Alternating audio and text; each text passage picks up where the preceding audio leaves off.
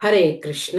ఓం అజ్ఞానతిమిరాంధస్య జ్ఞానాంజనశలాకయ చక్షురున్మీలితం ఏన తస్మై శ్రీ గురవే నమః. నమా ఓం విష్ణుపదాయ కృష్ణపృష్ఠాయ భూతలే శ్రీమతే భక్తి వేదాంత స్వామినితి నామినే. నమస్తే సరస్వతి దేవే గౌరవాణి ప్రచారిణే నిర్విశేష శూన్యవాది పాశ్చాత్య దేశతారిణే. జయ శ్రీ కృష్ణ చైతన్య ప్రభో నిత్యానంద శ్రీ అద్వైత గదధర శ్రీవాసాది గౌరభక్త బృంద. హరే కృష్ణ హరే కృష్ణ కృష్ణ కృష్ణ హరే హరే హరే రామ హరే రామ రామ రామ హరే హరే. హరే కృష్ణ. ఈరోజు మనము కీర్తనలలో భాగంగా శ్రీకృష్ణ సౌందర్య గుణ వర్ణనం. ఎంత అద్భుతంగా చూడండి. అంటే ఆ భగవంతుని యొక్క ఆ సౌందర్య గుణాన్ని, రూపాన్ని పూర్తిగా వర్ణన రూపంలో మనకు వివరించడం జరిగింది. దీనిని మనం ఎలాగ తీసుకోవాలంటే, మనం ఎప్పుడు కూడా కృష్ణ మందిరాలకు వెళ్ళినప్పుడు భగవంతుణ్ణి పాద దర్శనం, పాదం నుంచి అలాగే ఇప్పుడు మనము ఆ కీర్తనలో పాడే విధంగా, తర్వాత కటి దర్శనం, నాభి దర్శనం, బాహు దర్శనం, ఆ విధంగా మోము వరకు దర్శనాన్ని చేసుకోవాలి. ఇదే అసలైన పద్ధతి.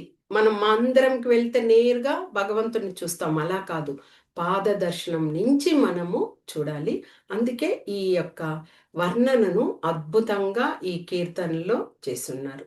కీర్తన చదువుకొని దానికి అర్థాన్ని కూడా తెలుసుకుందాం. ఓకే. శ్రీకృష్ణ సౌందర్య గుణ వర్ణనం. పాదదర్శనం కృష్ణ పాపనాశనం, కటిదర్శనం కృష్ణ కర్మనాశనం. పాదదర్శనం కృష్ణ పాపనాశనం, కటిదర్శనం కృష్ణ కర్మనాశనం. నాభి దర్శనం కృష్ణ నరకనాశనం, హృదయ దర్శనం కృష్ణ హర్షదాయకం. నాభి దర్శనం కృష్ణ నరకనాశనం, హృదయ దర్శనం కృష్ణ హర్షదాయకం. బాహుదర్శనం కృష్ణ భవనాశనం, హస్తదర్శనం కృష్ణ అభయదాయకం. బాహుదర్శనం కృష్ణ భవనాశనం, హస్తదర్శనం కృష్ణ అభయదాయకం. గదాదర్శనం కృష్ణ గర్వభంజనం, పద్మదర్శనం కృష్ణ ప్రేమదాయకం. గదాదర్శనం కృష్ణ గర్వభంజనం, పద్మదర్శనం కృష్ణ ప్రేమదాయకం.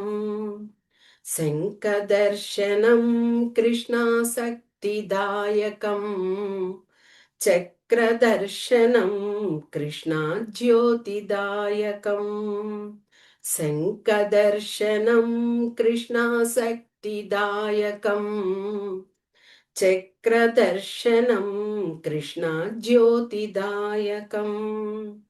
కంఠదర్శనం కృష్ణ క్లేశనాశకం, మురళీదర్శనం కృష్ణ మోహదాయకం. కంఠదర్శనం కృష్ణ క్లేశనాశకం, మురళీదర్శనం కృష్ణ మోహదాయకం. కపోలదర్శనం కృష్ణకాంతిదాయకం నేత్రదర్శనం కృష్ణజ్ఞానదాయకం కపోలదర్శనం కృష్ణకాంతిదాయకం నేత్రదర్శనం కృష్ణజ్ఞానదాయకం లలాటదర్శనం కృష్ణ భాగ్యదాయకం ముఖదర్శనం కృష్ణ మృత్యునాశనం లలాటదర్శనం కృష్ణ భాగ్యదాయకం ముఖదర్శనం కృష్ణ మృత్యునాశనం కిరీటదర్శనం కృష్ణ భక్తిదాయకం సర్వాంగదర్శనం కృష్ణ సర్వపాపనాశనం కిరీటదర్శనం కృష్ణ భక్తిదాయకం సర్వాంగదర్శనం కృష్ణ సర్వపాపనాశనం విశ్వరూపదర్శనం కృష్ణ గీతబోధకం విశ్వరూపదర్శనం కృష్ణ విశ్వమంగళం విశ్వరూపదర్శనం కృష్ణ గీతబోధకం విశ్వరూపదర్శనం కృష్ణ విశ్వమంగళం విశ్వరూపదర్శనం కృష్ణ నిత్యమంగళం విశ్వరూపదర్శనం కృష్ణ సర్వమంగళం విశ్వరూపదర్శనం కృష్ణ నిత్యమంగళం విశ్వరూపదర్శనం కృష్ణ సర్వమంగళం విశ్వరూపదర్శనం కృష్ణ నిత్యమంగళం విశ్వరూపదర్శనం కృష్ణ సర్వమంగళం ఇది శ్రీకృష్ణ సౌందర్య గుణవర్ణనం సంపూర్ణం సర్వం శ్రీకృష్ణార్పణమస్తు. హరే కృష్ణ. ఎంతటి వర్ణన చూడండి భగవంతుడు. ఎందుకు అంటే ఆ భగవంతుడు షడ్ విభూతులు అంటే షడ్ ఐశ్వర్యాలకు ప్రతీక. అంటే ఆ యొక్క సమస్తమైనటువంటి సౌందర్యానికి, తర్వాత ఆ యొక్క సంపదకు, జ్ఞానానికి, వైరాగ్యానికి, శక్తికి, తర్వాత శ్రేయస్సుకు, ఇంతటికీ కూడా ఆయన ప్రతీక రూపంగా ఉన్నారు. కాబట్టే మనకు ఆయన పరిపూర్ణమైనటువంటి పూర్ణావతారంగా చెప్పబడుతుంది శ్రీకృష్ణ భగవాన్. అందుకే మనము ఈ వర్ణనలో మనం అంత చక్కగా వివరము తెలుసుకుంటాం. ఇప్పుడు పాదదర్శనం కృష్ణ పాపనాశనం. ఎప్పుడైతే మనము ఆ భగవంతుని యొక్క ఆ పాదాలను మన మనసుతో ఆ పాదాలను కట్టివేసే విధంగా ఆ పాదదర్శనం చేసుకుంటే సర్వ పాపాలన్నీ కూడా నశించిపోతాయట.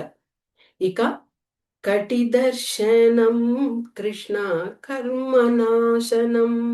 కటి పాదాలు చూసాం కదా, అలాగే మనము నడుము భాగం, ఆ కటి అంటే నడుము భాగం, ఆ యొక్క నడుము భాగం ఆ దర్శనం చేసుకుంటే మనం చేసినటువంటి అన్ని కర్మలన్నింటి నుంచి కూడా మనము విముక్తి అవుతామట. అంటే మొదట పాద దర్శనం, తర్వాత కటి దర్శనం, తరువాత నాభి దర్శనం. ఆ భగవంతుని యొక్క నాభి దర్శనం చేసుకుంటే మనకి మళ్ళీ నరక దర్శనం చేసుకునేకి భాగ్యమే ఉండదట. అంటే పూర్తిగా కూడా మనము ఆ దర్శనం చేసుకునే విధంగా లేకుండా భగవంతుని యొక్క నాభి దర్శనం చూడడం వల్ల మనం అంతా పుణ్యాత్ములుగా అవుతాము. ఆ నాభి అదే చూడండి, ఆ యొక్క అదే గర్భోదక సాయి విష్ణు, ఆయన ఆ ఉదరంలోనే కదా జలప్రలయం అయినప్పుడు అందరు జీవులందరూ కూడా అక్కడే చేరుతారు ఉదరంలో.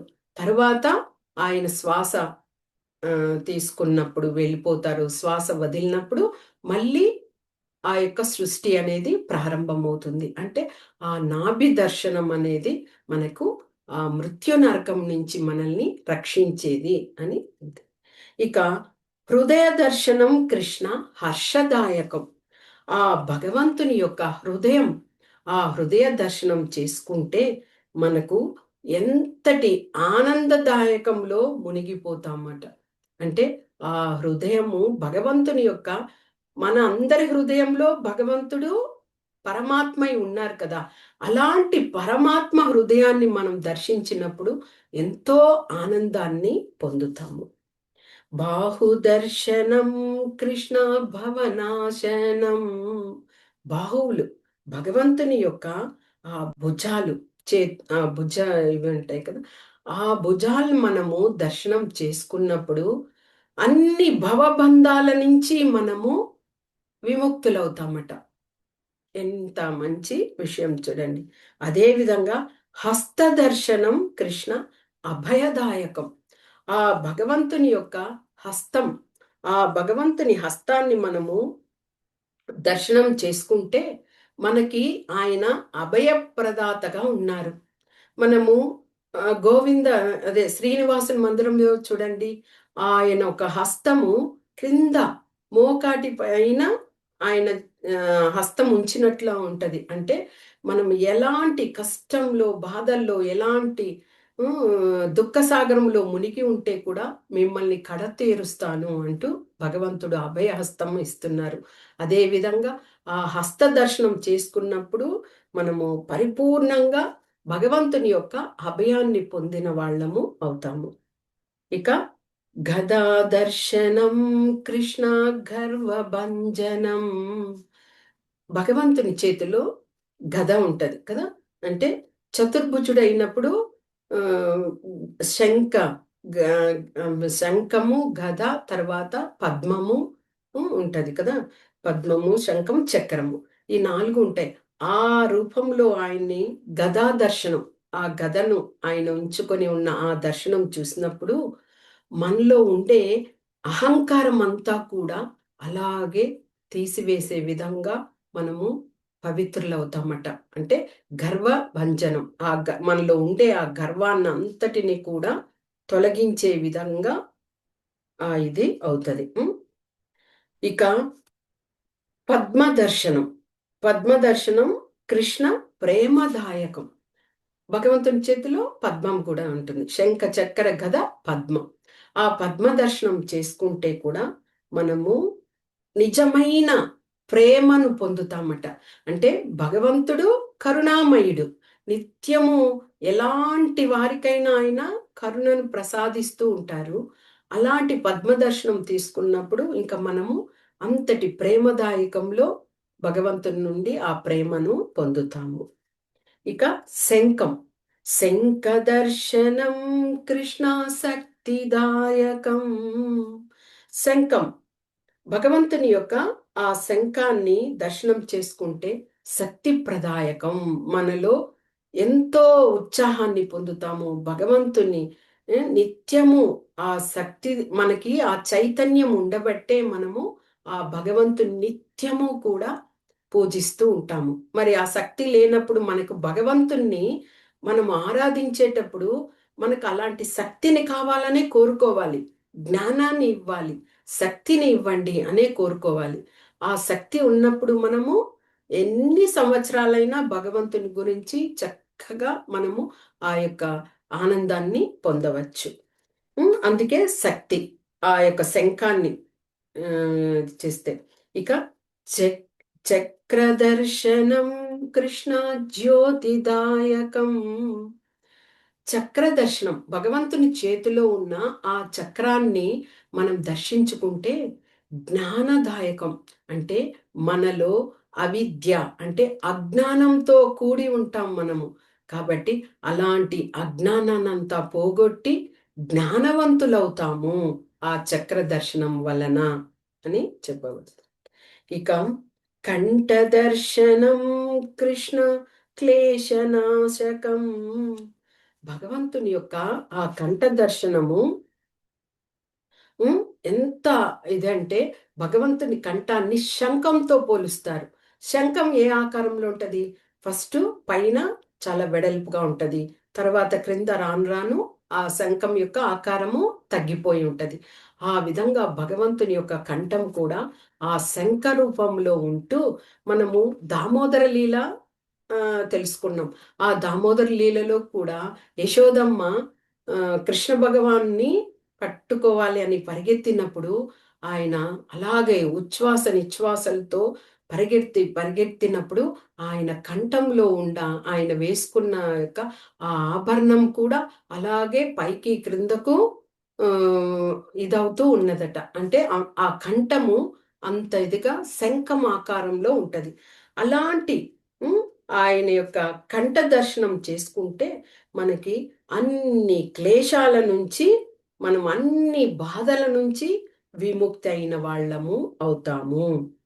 మురళి దర్శనం కృష్ణ మోహదాయకం. ఇక ఆ భగవంతుని చేతిలో ఉండే ఆ మురళి, ఆ మురళి వేణునాదం వినే ఆ యొక్క అదే బృందావనంలో వాసులందరూ కూడా అలా మైమర్చిపోయేవారు. మనుషులేనా, జంతు జీవాలు అన్నీ కూడా, పశు పక్ష్యాదులు, వృక్షాలు అన్నీ కూడా అలాగే మైమర్చిపోయేవి. కాబట్టి అలాంటి ఆ భగవంతుని ఆ వేణునాదం అది దర్శనం చేసుకుంటే అంత మోహదాయకం. అలాగే మైమరిచిపోతాం భగవంతుణ్ణి చూస్తూ. ఓకే. ఇక కపోల దర్శనం కృష్ణ కాంతిదాయకం. కపోల దర్శనం, కపోలం అంటే చెక్కిళ్ళు, భగవంతుని యొక్క చెక్కిళ్ళు. భగవంతుని రూప వర్ణన, ఆయన యొక్క శరీర వర్ణనే ఎలాగ పోలుస్తారు? ఆ భగవంతుని యొక్క శరీరము నల్లని మేఘ కాంతితో పోలుస్తారు. అంటే నల్లటి మబ్బులు ఎలాగ ఉంటాయో అలాగా కాంతిని కలిగి ఉంటారు. అదే శరీర ఆకృతిని పోల్చినప్పుడు నీలి తామర, మనకి తెలుపుగా ఉన్న తామరలు తెలుసు, తర్వాత వైట్గా ఉన్నవి తెలుసు. అలా కాదు, నీలి తామరట.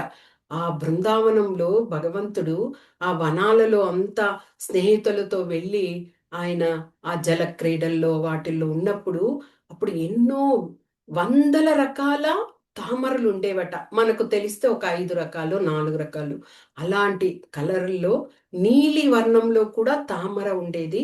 అలాంటి నీలి తామర పువ్వు రంగును పోలి భగవంతుణ్ణి కూడా పోలుస్తారు. మరి ఆయన దర్శనం, ఆయన ఇంకా ఆ చెక్కిళ్ళు కూడా అంతటి అద్భుతమైన ఇదిగా ఉంటుంది. అలాంటి ఆ చెక్కిళ్లను దర్శనం చేసుకుంటే కాంతివంతమైన భగవంతుని యొక్క మోమే కాంతివంతము. ఎప్పుడైతే అలాంటి కాంతివంతమైన ఆ మోమును చూస్తామో మనము కూడా తెలియని అనుభూతిని పొందుతాము. కాబట్టి ఆయన కపోలం, కపోల దర్శనం కృష్ణ కాంతిదాయకం, నేత్ర దర్శనం కృష్ణ జ్ఞానదాయకం. నేత్ర దర్శనం మనం చూసామనుకోండి, ఆ భగవంతుని కన్నులు ఎలాగుంటాయి? తామర రేకులు ఏ విధంగా ఒక తామర పువ్వు నుంచి రేకును తీసేస్తే అది ఏ విధంగా షేప్ లో ఉంటుందో ఆ విధంగా ఆ భగవంతుని యొక్క నేత్రం ఉంటది. అలాంటి ఆ నేత్రం ఏమిటి? సర్వ జగత్తును అలాగే చూస్తూ అందరికీ కరుణను ప్రసాదించేటువంటి అంతటి సుందరమైనటువంటి నేత్రం. అలాంటి నేత్ర దర్శనం చేసుకుంటే మనము మనలో లేకపోయిన జ్ఞానాన్ని కూడా మనము సముపార్జించిన వాళ్ళము. ఆ జ్ఞానాన్ని, భగవంతుని గురించి తెలుసుకొని ఆ జ్ఞానాన్ని పొందిన వాళ్ళము అవుతాము. ఇక లలాట దర్శనం కృష్ణ భాగ్యదాయకం, ముఖ దర్శనం కృష్ణ మృత్యునాశనం. ఇక భగవంతుని ముఖవర్చస్సుని మనము దేనితోనూ పోల్చలేము. అంతటి అందమైనటువంటి ముఖవర్చస్సు. కోటి చంద్ర ఆ! కిరణాలు ఏ విధంగా ఎంతటి అందంగా అనిపిస్తాయో అంతటి దివ్యమైనటువంటి భగవంతుని మోము. ఒక చంద్రుని యొక్క కిరణాల కాంతి కాదట.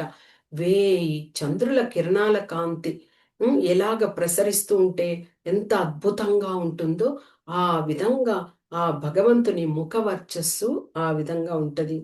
అలాగా ఇంకా ఆయన చిరునవ్వు, ఆ స్మైల్‌తో భగవంతుడు అలాగే చిరునవ్వుతో ఆ వేణునాదాన్ని చేతిలో ఉంచి అందరి వైపు మనందరి వైపు ఆ దృష్టిని కేంద్రీకరిస్తున్నట్టుగా ఆ యొక్క చిరునవ్వు కూడా అందరి హృదయాలను దోచే విధంగా ఉంటది. అందరం మైమరిచిపోతాం.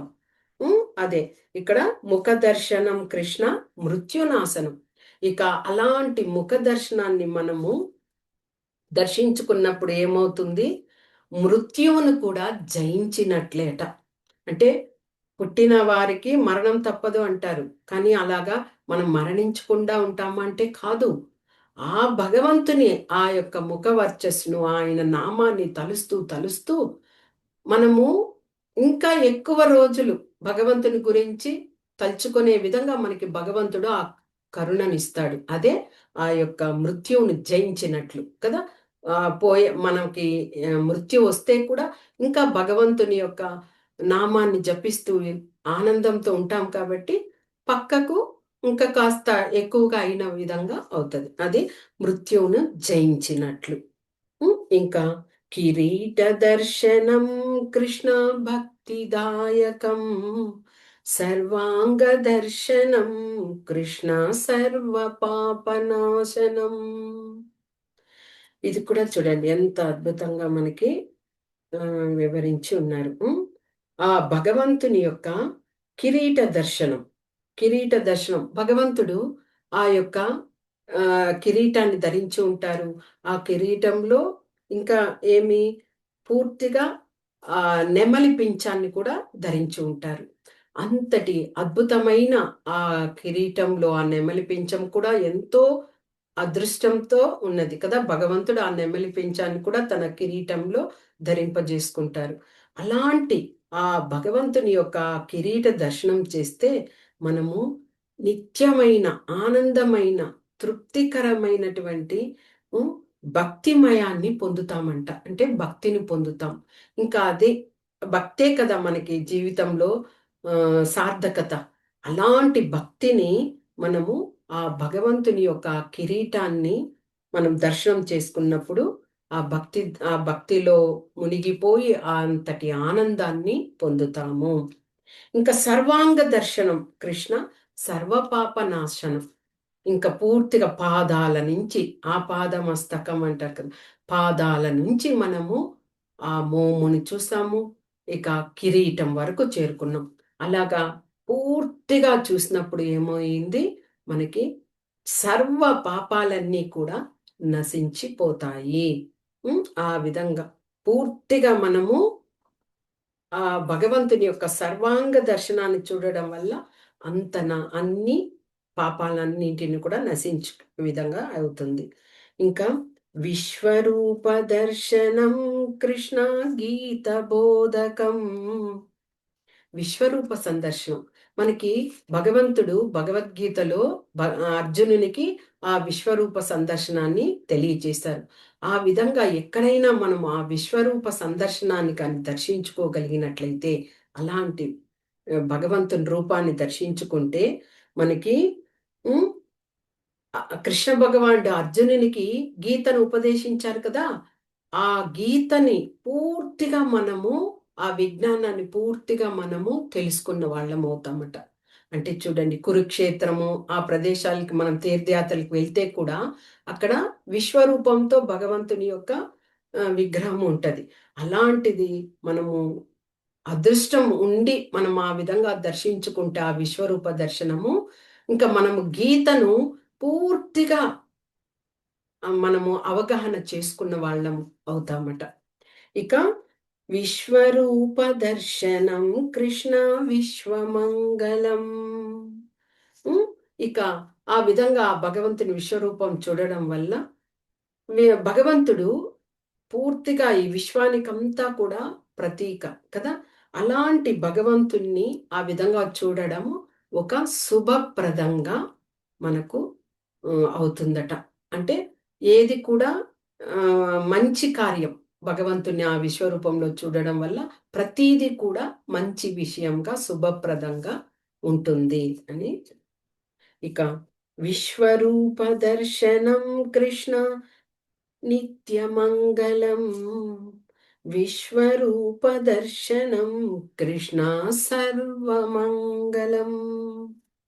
ఇక అలాంటి ఆ భగవంతుని విశ్వరూపాన్ని, ఆ భగవంతుని ఆ పాదమస్తకం మనము ఆ యొక్క పాదం నుంచి మోము వరకు అలాగ చూడడం కూడా నిత్య మంగళకరమైన విషయము. మనకి నిత్య మంగళము అనేది ఎప్పుడు, ఏదైనా మనం భగవంతుని యొక్క ఆ పండుగల రోజుల్లో, ఏకాదశి రోజుల్లో అలాంటప్పుడు మనము అనుభూతిని పొందుతాము. కానీ ఇలాంటి భగవంతుని నిత్యము చూస్తుండడం వల్ల అది పూర్తిగా శుభకరమైన, నిత్యము శుభకరంగా మనము ఆ అనుభూతిని పొందుతాము. అదేవిధంగా సర్వము మంగళము. ఎలాంటి విఘ్నము లేకుండా అన్ని పనులలోనూ, అన్ని కర్మలలోనూ, అన్నింటిలోని కూడా సర్వమంగళదాయకంగా మనకు భగవంతుడు ఆ కరుణను, కృపను, ప్రేమను మన వైపు ఉంచి పూర్తిగా మనము మంగళకరంగా ఉంటాము. ఇది పూర్తిగా ఈ యొక్క ఇది. అంటే మనము ఆ భగవంతుణ్ణి మందిరానికి వెళ్ళినప్పుడు ఆ విధంగా మనము పాదాల నుంచి ఆ పాదాల నుంచి నడుం భాగము, తర్వాత నాభి, తర్వాత వక్షస్థలము, భుజాలు, ఆయన కంఠము, మోము, మోములో ఆయన నేత్ర దర్శనం, కన్నులు, ఆ విధంగా ఆ పాదమస్తకం అన్ని స్టార్ట్ చేసి ఆ విధంగా వెళ్ళి ఆయన కిరీటం వరకు అలాగ చూసినప్పుడు పూర్తిగా ఆయన వర్ణనన్నీ కూడా మనకి ఇప్పుడు ఈ కీర్తన మనం చక్కగా నేర్చుకొని మందిరంకి వెళ్ళామనుకోండి, ప్రతి ఒక్క ఆ యొక్క భగవంతుని యొక్క ఆ వివరణను అలాగే గుర్తు తెచ్చుకుంటూ చూస్తూ మనము భగవంతుని సేవించామనుకోండి, ఇంకా అంతకన్నా భాగ్యము, అంతకన్నా అదృష్టము, అంతకన్నా గొప్పదనం ఇంకేది ఉండదు. ఏదేదో మనం గొప్పగా అనుకుంటాం కానీ ఆ భగవంతుణ్ణి ఆ విధంగా చూడడము, మనము ఆ అనుభూతిని పొందడము, అదే ఎంతో గొప్పదైన విషయం. కాబట్టి ఇక మీదట మనం అందరం కూడా మందిరంకు వెళ్తే ఈ యొక్క పూర్తి సౌందర్య వర్ణనను మనము గుర్తు చేసుకుంటూ భగవంతుణ్ణి మనము ఆరాధించవచ్చు. ఓకేనా? హరే కృష్ణ. వాంఛాకల్పతరుభ్యశ్చ కృపా సింధుభ్య ఏవ చ పతితానాం పావనేభ్యో వైష్ణవేభ్యో నమో నమః.